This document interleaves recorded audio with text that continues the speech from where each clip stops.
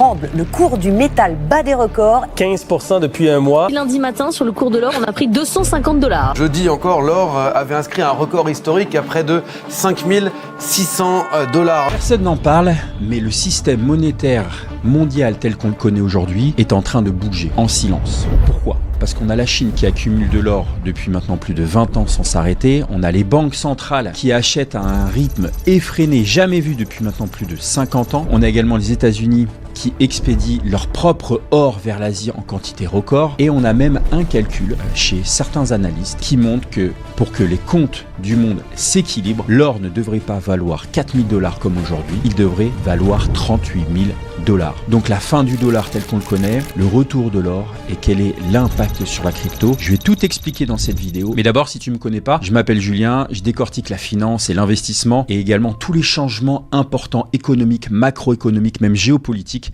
chaque semaine sur cette chaîne. Donc je t'invite à t'abonner si c'est pas déjà fait, si ce genre de vidéo t'intéresse. Mais avant de commencer, j'ai une question à te poser. C'est est-ce que tu t'es déjà demandé pourquoi les banques centrales, c'est-à-dire ces fameuses institutions les plus prudentes et les plus ennuyeuses de la planète, sont en train d'acheter de l'or à un rythme qu'on n'a jamais plus vu depuis maintenant plus d'un demi-siècle. Et le plus étrange dans tout ça, c'est qu'elles le font alors que le cours de l'or vient de chuter de plus de 30%. Normalement, quand on a un actif qui s'effondre, tout le monde fuit. Là, ce qui se passe, c'est l'inverse. Plus ça baisse, plus elles achètent. Donc en effet, il vient de se passer quelque chose en Chine qui n'était jamais arrivé. Qu'est-ce qui s'est passé? On a le plus gros fonds coté du pays du soleil levant, donc la Chine. Et ce fonds-là, c'est ce fonds où les épargnants chinois placent leur argent. C'est plus un fonds en action, c'est devenu un fonds en or. Mais pour que tu t'en rendes compte réellement qu'est-ce que ça implique, c'est comme imaginer que en France, le placement numéro 1 des épargnants ne soit ni le livret A ni l'assurance vie, mais que ce soit de véritables lingots d'or comme celui-ci. Et c'est exactement l'équivalent de ce qui vient de se produire là-bas en Chine. Dans le même temps, qu'est-ce qu'on a? On a 4 des plus grandes banques chinoises qui ont complètement fermé leur service de trading d'or, et ce pour les particuliers. Et pendant que tout se passe, il y a un calcul qui circule chez tous les analystes, c'est que pour que les comptes de l'économie mondiale retombent sur leurs pieds, l'or ne devrait pas valoir 4000 $ comme aujourd'hui, mais il devrait valoir 38 000 $. Alors dans cette vidéo, je vais t'expliquer pourquoi ce changement est si important pour l'économie chinoise, mais également pour l'économie américaine, mais également globalement pour l'économie mondiale et sa stabilité. Et je te rassure tout de suite, même si tu n'as jamais entendu parler de macroéconomie, cette vidéo est faite pour toi parce que je vais te la vulgariser et tu vas comprendre pourquoi les banques centrales achètent aujourd'hui, mais également ce que vient d'annoncer les États-Unis, en tout cas sur leur stratégie, noir sur blanc dans le Wall Street Journal, et d'où sort ce fameux chiffre de 38 000 $. Et je t'invite à rester jusqu'à la fin de la vidéo parce que ce que tu vas voir va littéralement changer ta façon de voir les marchés, et tu vas même découvrir que le S&P 500, qui est le placement préféré de la planète, est en réalité en perte depuis 2018. Allez, c'est parti. Et on commence par les faits, et juste les faits, il n'y aura aucune interprétation ici, et je vais t'en donner 5. Et ensuite, je te les explique tous les 5 d'un seul coup. Fait numéro 1. En Chine, on a le plus gros ETF du pays, qui est désormais un ETF sur l'or. Donc petit rappel pour les débutants, un ETF c'est un Exchange Traded Funds, et donc c'est quoi? C'est un panier d'investissement qui est coté en bourse. Et donc là, au lieu d'acheter une action ou un lingot toi-même, tu achètes une part du panier. Et aux États-Unis, le panier le plus connu, c'est le fameux S&P 500. Tu dois le connaître, c'est les 500 plus grandes entreprises de par leur capitalisation. Donc la Chine, ici, elle a un équivalent qui s'appelle le CSI 300. Eh bien, ce fameux fonds action vient de se faire doubler par un ETF qui est adossé à l'or physique, qui s'appelle le Yuan Yifu Gold. Et donc là, on parle de 13 milliards de dollars contre 12 milliards pour le fameux CSI. Et donc, c'est une première historique. Parce qu'en Chine, le plus gros panier d'épargne coté du pays n'est plus rempli cette fois-ci d'actions, mais il est fait de métal jaune. Fait numéro 2, la Banque centrale chinoise achète de l'or depuis plus de 20 mois de façon consécutive. Alors, c'est quoi une banque centrale? C'est peut-être la question que tu te poses. C'est tout simplement une institution qui gère la monnaie d'un pays et qui va détenir son épargne de secours. C'est ce qu'on appelle les réserves. Donc, il faut voir ça un petit peu comme le compte d'épargne de la nation. Et on a la Banque populaire de Chine qui remplit ce fameux compte avec de l'or, mois après mois, et c'est sa plus longue série d'achats depuis au moins 10 ans. Et en juin, il s'est passé quelque chose de très intéressant, c'est qu'elle a pris presque 15 tonnes d'or d'un coup, et ça constitue son plus gros achat mensuel depuis fin 2023. Fait numéro 3, ce n'est pas que la Chine, parce que oui, on a des banques centrales du monde entier qui, prises ensemble, achètent environ 1000 tonnes d'or par an depuis plus de 3 ans. Et pour te donner un petit peu une échelle sur ce que ça représente, c'est à peu près le double du rythme de la décennie d'avant. Donc qu'est-ce qu'on a? On a la Pologne qui achète, on a le Kazakhstan qui achète aussi, on a l'Ouzbékistan, et en face, on a quasiment personne, et je dis bien personne, qui vend. Fait numéro 4, le 24 juillet dernier, 4 des plus grandes banques de Chine ont complètement fermé leur négoce d'or pour les particuliers. Donc officiellement, c'est pour des raisons de gestion du risque lié au trading avec effet de levier. On connaît ça dans la crypto, c'est pour protéger l'utilisateur. Mais il y a certains analystes qui n'y croient pas du tout. Ils pensent que c'est une manière de pousser les Chinois vers de l'or physique, plutôt que de faire des fameuses promesses sur du papier. Donc garde bien cette distinction en tête entre le fameux papier et le fameux physique, parce qu'on va en parler tout le long de la vidéo. Fait numéro 5, et c'est finalement le plus bizarre d'entre tous, c'est que les exportations d'or des États-Unis vers l'étranger sont en train d'exploser. Et donc on a cette fameuse courbe qui est littéralement verticale, tu la vois à l'écran, et c'est du jamais vu dans l'histoire de cette statistique. Donc autrement dit, on a le pays qui possède le plus gros stock d'or du monde, donc on parle ici de plus de 1000 milliards de dollars qui était dormant à Fort Knox, selon certains chiffres officiels, qui est en train d'expédier des quantités d'or de façon record. Et devine vers où une bonne partie s'envole, tout simplement vers la Chine. Donc je t'ai exposé 5 faits, 5 anomalies. Et prises séparément, elles sont juste curieuses. Tu me diras en commentaire qu'est-ce que tu en penses. Mais si on relie ces 5 informations ensemble, on va découvrir quelque chose d'impressionnant. Et pour comprendre vraiment ce qui se passe, il faut partir d'une question toute bête que personne ne se pose. C'est quand un pays gagne de l'argent, où est-ce qu'il le range? Et là, je vais m'expliquer avec une image. C'est que il faut imaginer un boulanger qui vend plus de pain qu'il n'achète de farine. Donc à la fin du mois, tu comprends qu'il lui reste un surplus. Et ça s'appelle tout simplement un excédent commercial. Donc là, on a la Chine. En gros, c'est le plus gros boulanger de la planète, si on devait l'imager, et elle vend de tout à tout le monde. Et son surplus tourne autour des 1200 milliards de dollars par an aujourd'hui. Et pour que tu réalises un petit peu ce que ça signifie, c'est que c'est 12 fois le budget annuel de l'État français. C'est énorme. Et ce fameux surplus, il faut bien le stocker quelque part. D'où la première question. Et depuis 80 ans, la réponse du monde entier, c'est de stocker ça en dollars. Et plus précisément en bons du trésor américain. Et un bon du trésor, c'est simplement une reconnaissance de dette qui est signée par l'État américain. Donc là, tu vas prêter ton argent et il va te le rendre plus tard avec des intérêts. C'est aussi simple que ça. Donc si on devait simplifier la situation actuelle, c'est que le compte épargne du monde entier aujourd'hui, eh ben, c'est de la dette américaine. Sauf qu'il y a un défaut de conception dans ce fameux système-là. Tu le connais probablement, mais c'est un défaut qui est tout simplement énorme. C'est que celui qui émet cette fameuse monnaie, ces fameux dollars, dans laquelle tout le monde épargne, il peut en créer autant qu'il veut. Et à chaque fois qu'il en crée, l'épargne de tous les autres perd peu à peu de sa valeur. Donc si on reprend notre image du boulanger, c'est comme si le cahier où le boulanger note toutes ses économies appartenait à son concurrent et que ce même concurrent pouvait rajouter librement des zéros sur ses propres pages, et ça quand ça l'arrange. Et la Chine, elle a compris ça brutalement en 2008-2009, tu sais, la fameuse crise des subprimes, parce que je sais pas si tu t'en souviens, mais la crise financière à cette époque, elle a complètement éclaté. On a Lehman Brothers, cette fameuse banque qui s'est effondrée, et pour éteindre ce fameux incendie, on a la Banque centrale américaine qui a créé des quantités et des quantités de monnaie jamais vues. La Chine, elle va regarder cette scène-là, elle va être assise sur des milliers de milliards de dollars de cette fameuse dette américaine, donc les obligations, et elle va réaliser que toute son épargne nationale repose sur la promesse d'un pays qui vient de montrer à tous les autres qu'il pouvait librement diluer cette fameuse promesse à volonté. Alors qu'en mars 2009, le gouverneur de la Banque centrale chinoise publie un texte officiel. Et je te cite la phrase qui dit « L'objectif souhaitable d'une réforme du système monétaire, et ce à l'international, est de créer une monnaie de réserve internationale déconnectée des nations individuelles et capable de rester stable sur le long terme. » Donc traduit en langage courant, ça veut dire quoi? Ça veut dire que le compte épargne du monde ne devrait pas appartenir à un seul pays. Il devrait appartenir à aucun pays. Et le plus fascinant dans tout ça, c'est que cette idée, elle n'était pas nouvelle. Elle date de 1944, parce qu'à l'époque, on a l'économiste qui s'appelle John Maynard Keynes, qui propose une monnaie mondiale neutre, qui s'appelle le Bancor, qui est adossé à un panier de matières premières cette fois-ci. Et son système reposait sur un mécanisme qui était génial. Parce que, qu'est-ce qui se passait à cette époque-là? Il punissait automatiquement tous les déséquilibres. Donc, s'il y avait trop de déficit, il y avait une sanction. S'il y avait trop d'excédent, il y avait également une sanction. Et c'était comme s'il y avait une balance qui se recentrait toute seule. Et avec ce système-là, aucun pays n'aurait jamais pu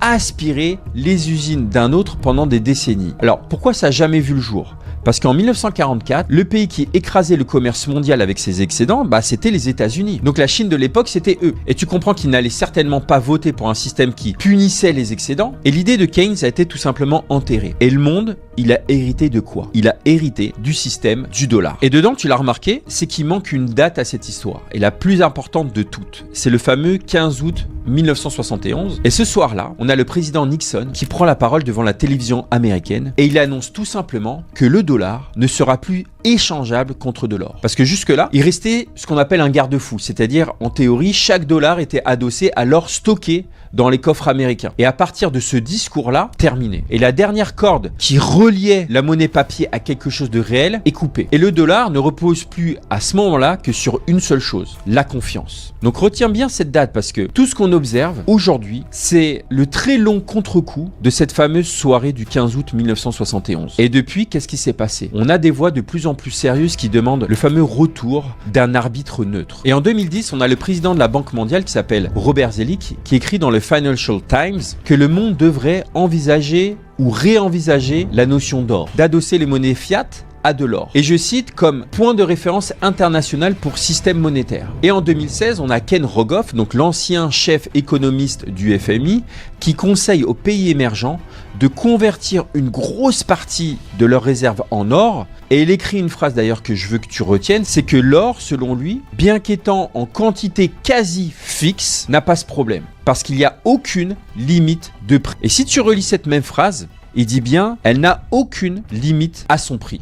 Et on va y revenir dans quelques minutes parce que tu vas voir que ce petit détail-là, ça change tout. Maintenant qu'on a posé un petit peu le contexte, tu l'as vu, le monde épargne en dollars. Ce fameux système qui avantage celui qui les imprime, donc les Américains. Mais pourquoi tout s'accélère maintenant ? Tout simplement parce que pour la première fois, ce sont les États-Unis eux-mêmes qui veulent changer les règles. Alors qu'elles l'ont changé en 1971 avec Nixon, rappelle-toi. Et ils l'ont écrit noir sur blanc. Et le 23 juin 2026, il y a très peu de temps, le secrétaire au Trésor américain qui s'appelle Scott Bessent, donc l'équivalent de notre ministre de l'économie actuel, qui publie une tribune dans le Wall Street Journal. Et le titre en dit long sur toute la stratégie des États-Unis. Hamilton inspire la stratégie économique de Trump. C'est ce qui est écrit dans cet article. Et quelques mois plus tôt, qu'est-ce qui s'est passé ? En janvier exactement, on a le représentant américain du commerce qui s'appelle Jamieson Greer, qui tenait exactement le même discours à Davos, en Suisse, devant ce qu'on appelle l'élite économique mondiale. Many of Keynes' most creative ideas for how to deal with this problem were left on the cutting room floor at Bretton Woods. He wanted a global currency, things like that. The system that emerged did not have a completely structural mechanism to discourage imbalances. And to be honest, the United States had a big trade surplus at the time, so maybe that had something to do with it. Donc on a deux responsables au premier plan qui ont exactement le même message.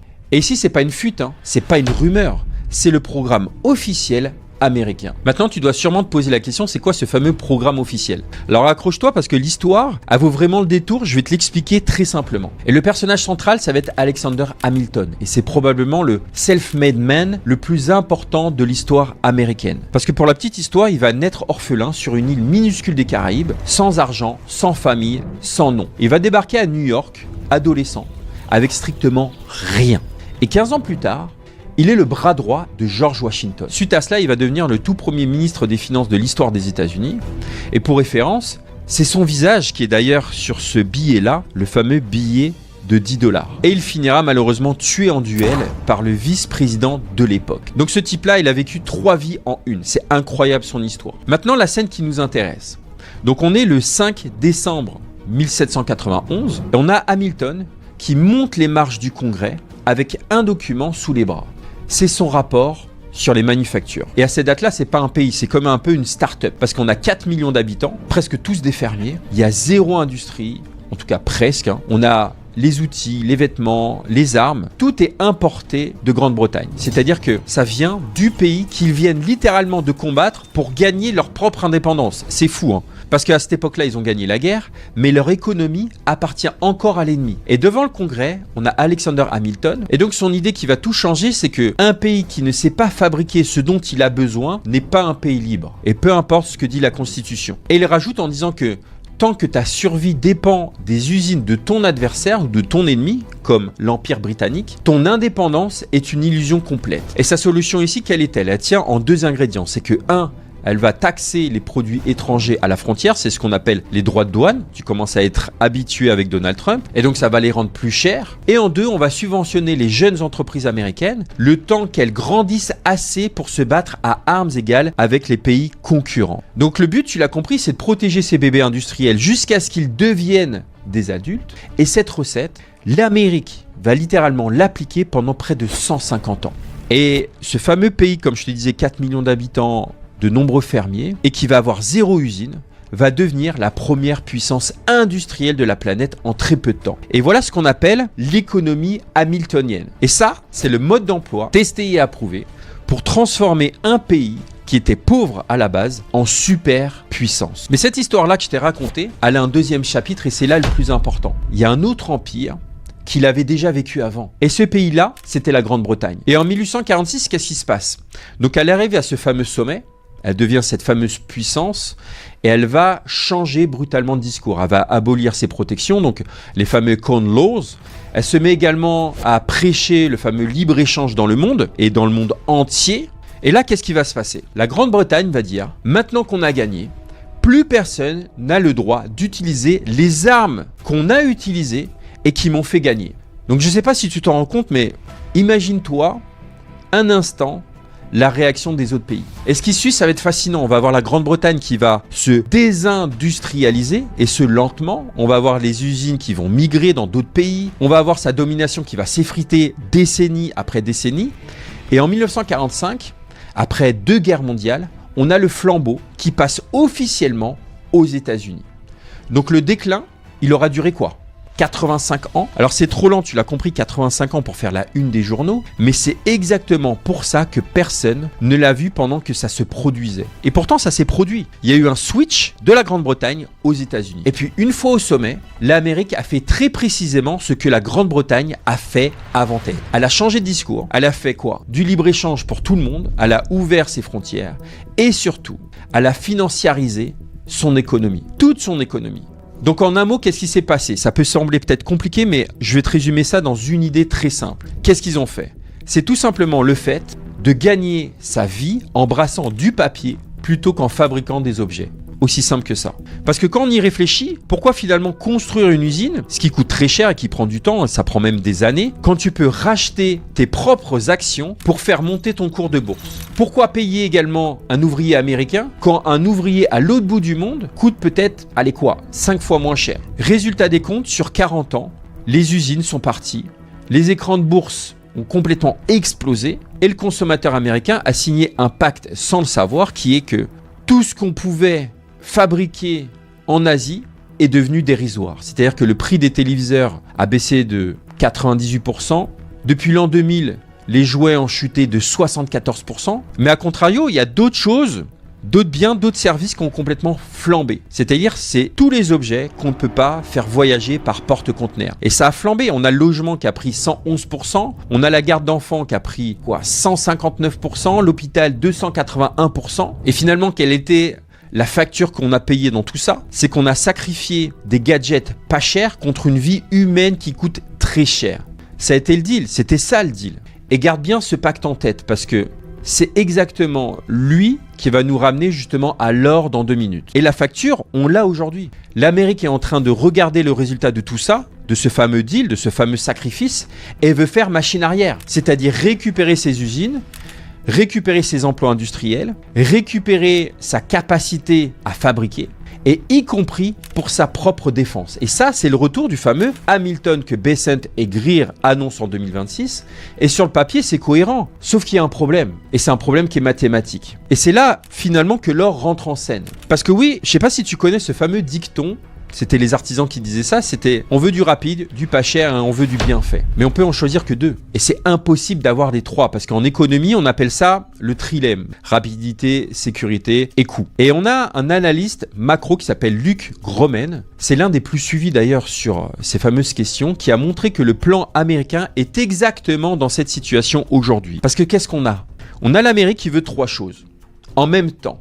1, ils veulent reconstruire leurs usines. En 2, ils veulent protéger le pouvoir d'achat de ces classes moyennes pour les protéger.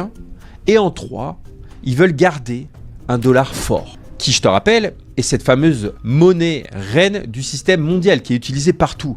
Mais le problème, c'est que ces 3 objectifs-là ne peuvent pas coexister ensemble. Parce que si on voit un petit peu les 3 options qui peuvent s'appliquer. L'option 1, tu vas vouloir garder les usines et tu vas vouloir garder le pouvoir d'achat des Américains, la classe moyenne. Alors à ce moment-là, qu'est-ce qui va se passer? On va avoir le dollar qui va baisser, et ce fortement. Pourquoi? Parce que tout simplement, le dollar sera surévalué, ce qui va rendre une usine américaine non rentable face à une usine, je sais pas, asiatique. Et tant que le dollar est roi, produire aux États-Unis, ça va coûter très cher. Donc tu vas sacrifier d'un côté pour avoir un dollar fort. L'option numéro 2, tu vas vouloir le pouvoir d'achat pour la classe moyenne, pour les Américains. On va avoir des produits importés pas chers qui vont continuer d'inonder le pays. Et on va avoir les usines qui vont jamais revenir. Et c'est très exactement le monde qu'on a connu ces 50 dernières années, parce que là, tu vas sacrifier le fait de réindustrialiser ta nation. L'option numéro 3, tu vas vouloir d'un côté des usines, et de l'autre côté, tu vas vouloir un dollar fort. Et le seul fusible ou la seule protection que tu vas vouloir mettre en place pour que ça se réalise, ce sont d'avoir des droits de douane massifs. Mais finalement, qui va payer ces taxes à la fin? Tu l'as compris, ça va être le consommateur qui va payer la facture, en tout cas la majorité, et ce, sur chaque produit. Alors l'inflation, dans ce cas-là, elle va s'envoler, elle va ronger le niveau de vie de l'intérieur, donc elle va plus protéger la classe moyenne. Donc là, tu vas sacrifier le pouvoir d'achat. Et note bien ce scénario-là, parce que qu'est-ce qui va se passer? Il va passer de l'autre côté de l'Atlantique, on va avoir un dollar et des matières premières qui vont s'agiter, et ça va se répercuter malheureusement directement sur les prix en Europe. Donc ici, tu l'as compris, on a 3 portes, 3 issues différentes. Et derrière chacune de ces portes-là, il y a un sacrifice à faire. Et selon Gromen, les responsables américains connaissent parfaitement ce piège-là. C'est que le dollar finalement sera ce fameux piston, ça sera une variable d'ajustement, mais pas n'importe comment. En tout cas, pas en laissant s'effondrer le dollar face aux autres monnaies fiat, les monnaies gouvernementales. Ce qui va déclencher probablement un fameux chaos. Et cet amortisseur-là, ce fameux piston, il doit cocher toutes les cases, en tout cas certaines cases précises. Et l'une d'entre elles, c'est quoi? C'est qu'elle ne doit pas appartenir à un seul pays pour que personne ici ne puisse tricher en l'imprimant. Il doit être également accepté partout, par tout le monde, sans négociation. Et il doit également exister depuis assez longtemps pour que la confiance soit universelle. Maintenant, prends juste un instant pour faire un petit peu le tri dans tout ce que je t'ai dit. C'est qu'on a les monnaies nationales qui sont disqualifiées parce qu'elles appartiennent à quelqu'un ou à un gouvernement. Et finalement, je te la fais très rapide, il reste qu'un seul candidat potentiel. C'est-à-dire un candidat qui est là depuis 5000 ans, c'est l'or. Et maintenant, on repense un petit peu aux 5 faits du début de la vidéo. Et je te rappelle que comme les banques centrales, on a la Chine qui pousse ses citoyens vers le métal physique et non plus cette monnaie papier. Et on a l'or américain qui est en train de traverser le Pacifique pour aller en Chine. Et là, finalement, il y a tout qui s'emboîte. Enfin. Mais maintenant, il reste la question que tu te poses peut-être probablement depuis le début, c'est pourquoi 38 000 $ de l'once? Et pourquoi pas 10 000, pourquoi pas 100 000? Alors ce que je te propose, c'est, on va faire un calcul en entier. Et je te rassure, c'est extrêmement simple. Alors déjà, qu'est-ce qu'une once? Donc c'est l'unité de mesure de l'or. Donc là, on parle d'à peu près de 31 grammes. Et pour que tu t'en rends compte, c'est à peu près le poids de 3 pièces de 2 €. Donc aujourd'hui, disons que l'once est aux alentours de 4 000 $. Donc maintenant, passons au raisonnement. En tout cas, celui qui a été propulsé par Luc Gromen. C'est que si l'or doit redevenir ce fameux actif qui règle les comptes entre les nations, ce fameux arbitre, il en faut assez en valeur pour couvrir le plus gros déséquilibre du monde, c'est-à-dire ce fameux excédent chinois. Donc on va prendre pour cela 2 chiffres. 1, l'excédent commercial de la Chine, donc on parle d'environ 1200 milliards de dollars par an, on parle d'environ 940 tonnes, et on pose la division suivante. Combien devrait valoir chaque once pour que ces 940 tonnes suffisent à régler les 1200 milliards? Et si tu fais le calcul, tu tombes aux alentours des 38 000 $ de l'once. Donc presque 10 fois le prix actuel. Alors attention, parce que là, je vais être hyper honnête avec toi, parce que c'est le moment où on a des vidéos un petit peu malhonnêtes qui te vendraient probablement du rêve. Et ce chiffre, attention, c'est pas une prédiction, c'est pas non plus un objectif de cours, c'est pas une promesse, non. C'est un calcul qui sert à mesurer une seule chose, l'écart d'échelle entre le prix actuel de l'or et le rôle qu'on voudrait lui faire jouer. Et souviens-toi de la fameuse phrase de Rogoff qui disait que la quantité d'or, elle est quasi fixe, et c'est vrai, mais son prix n'a aucune limite. Et c'est exactement ce que ce mécanisme-là que je viens de te montrer est possible. Parce qu'on ne peut pas créer plus d'or, mais on peut réévaluer celui qui existe. Alors maintenant, tu dois te demander comment cette histoire est finie.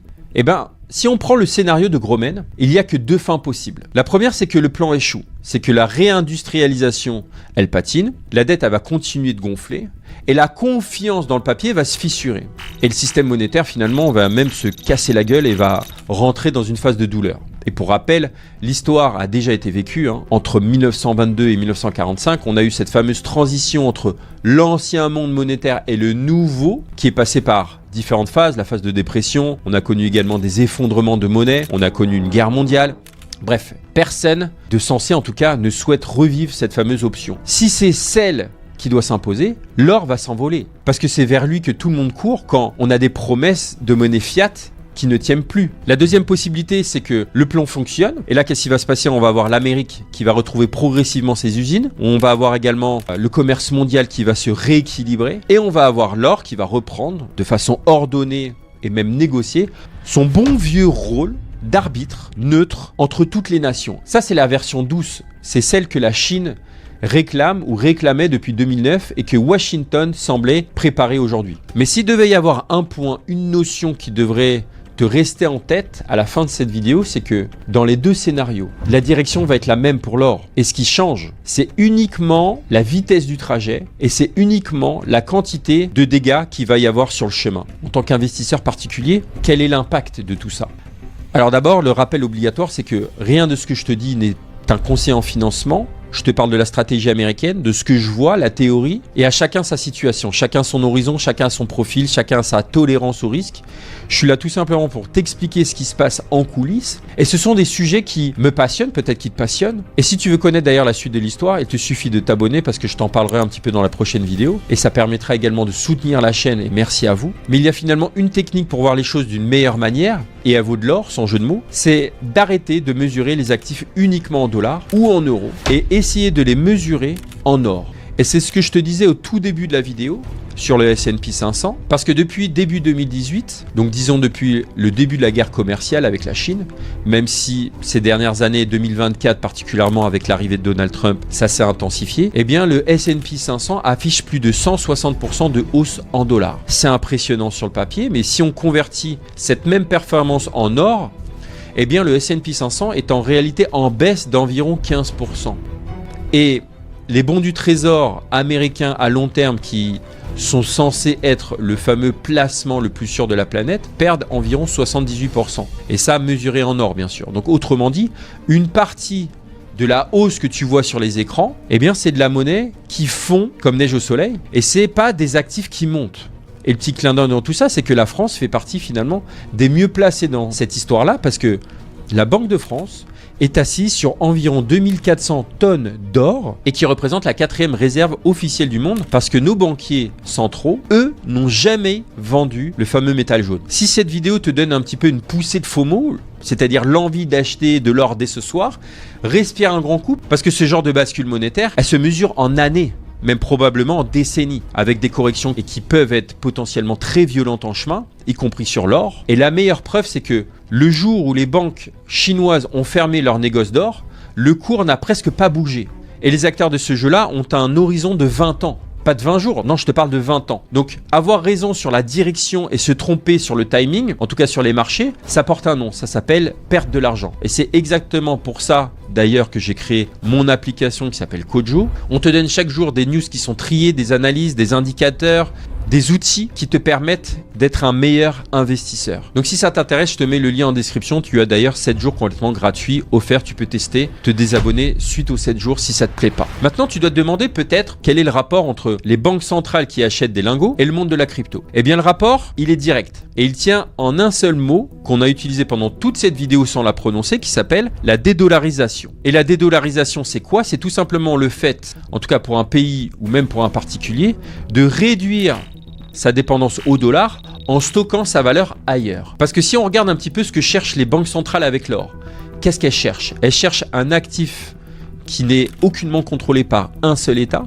Ils cherchent un actif qui ne peut pas être imprimé à l'infini ni dilué et qui finalement ne dépend pas de la promesse d'une personne. Et c'est mot pour mot l'argumentaire de Bitcoin. Parce que Bitcoin est limité à 21 millions d'unités, il n'y a aucun émetteur central, il n'y a aucune impression possible. Et les États, légitimement, ont choisi pour l'instant l'or comme actif neutre parce que l'or a 5000 ans d'histoire et qui dort déjà dans des coffres. Mais la thèse de fond finalement, qui est de se protéger d'un système où celui qui détient l'imprimante fait également les règles, eh ben, c'est exactement la même. Et il y a d'ailleurs en passant une coïncidence historique que je trouve absolument dingue, parce que souviens-toi de la fameuse lettre de la Banque centrale chinoise qui réclame une monnaie de réserve neutre. Eh bien, le tout premier bloc de Bitcoin, c'est-à-dire celui qui a été créé en janvier 2009, donc on parle de 2 mois d'écart, eh bien les deux réponses au même problème sont nées tout simplement la même année.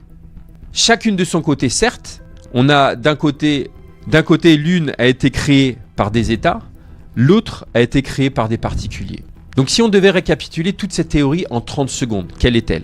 C'est qu'on a un monde qui épargne dans la monnaie d'un seul pays, et ce défaut de conception arrive, à mon avis, tu me diras en commentaire qu'est-ce que tu en penses, mais à bout de course. D'ailleurs, la Chine le dit depuis 2009, on a également des anciens de la Banque mondiale et du FMI qui l'ont écrit, et maintenant on a les États-Unis qui changent ces fameuses règles et qui le disent ouvertement, publiquement, en toute transparence dans le Wall Street Journal.